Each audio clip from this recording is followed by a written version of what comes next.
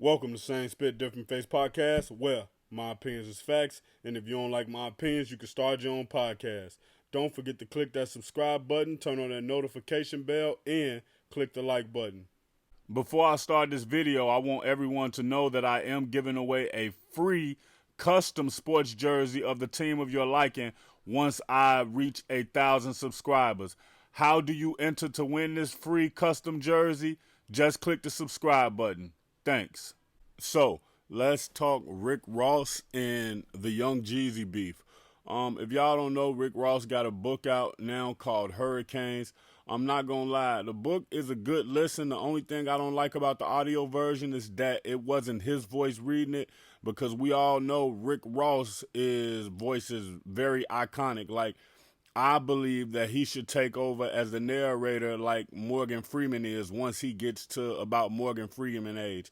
That should be all Ross should do, besides run his businesses, of course, is narrate things. But let's talk about that Jeezy beef and the BET Awards. So, basically, I know y'all remember that time when Gunplay got into it with 50 Cent at the BET Awards, and they was fighting and everything. And it turns out that it shouldn't have even been G-Unit he was fighting with. So after Rick Ross did the song BMF, where he shouted out Big Meech, he say behind the scenes, Young Jeezy, not behind the scenes, but in music, but it was like subliminal. Jeezy was throwing out little jabs and punches here and there at him on records, and he was throwing them back. So once they finally bumped into each other at the BET Awards, Ross said he walked up to him and he was basically ready to try to talk it out like men, but he was also ready for the smoke. You know he had to throw that in there. But he was ready to talk it out like men, and he said both crews collided. You know, it was a lot of, I think it was just like a lot of pushing and shoving. No fist or nothing like that was thrown. It was like a little scuffle, and police quickly broke them up.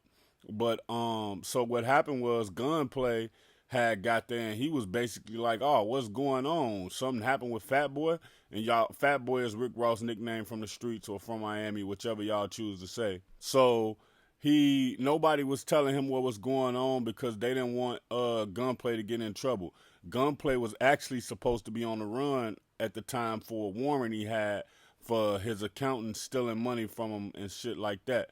But he still came to the BET Awards. So as soon as he saw G-Unit, he thought that the beef was with them, and he took off. I'm not gonna lie, man. Ross talk about a lot of shit inside of this book, man, and I really, really like it. So if I had to tell y'all what I would want you to listen to as a hip hop fan, it would definitely be the Hurricane book, man. He give a lot of details. He speak on how he became a CO. He speak on football. He speak on Miami. He speak on being broke. He speak on moving work. He got a crazy story in there where he talk about getting how he got 200, I think, yeah, how he got 200 pounds of marijuana, and he used to call it headbanger, and I don't want to give it away, but that'll be a great story. He talk about an instance where they was trapping out the Max Box projects, and you know, it was a lot of stuff in there, man. I don't want to give too much away because I want y'all to actually check the book. But if y'all want me to keep y'all up to date with everything, Rick Ross, Jeezy, Gunplay, and all of hip hop, click the like button, subscribe button, and the notification bell. Peace.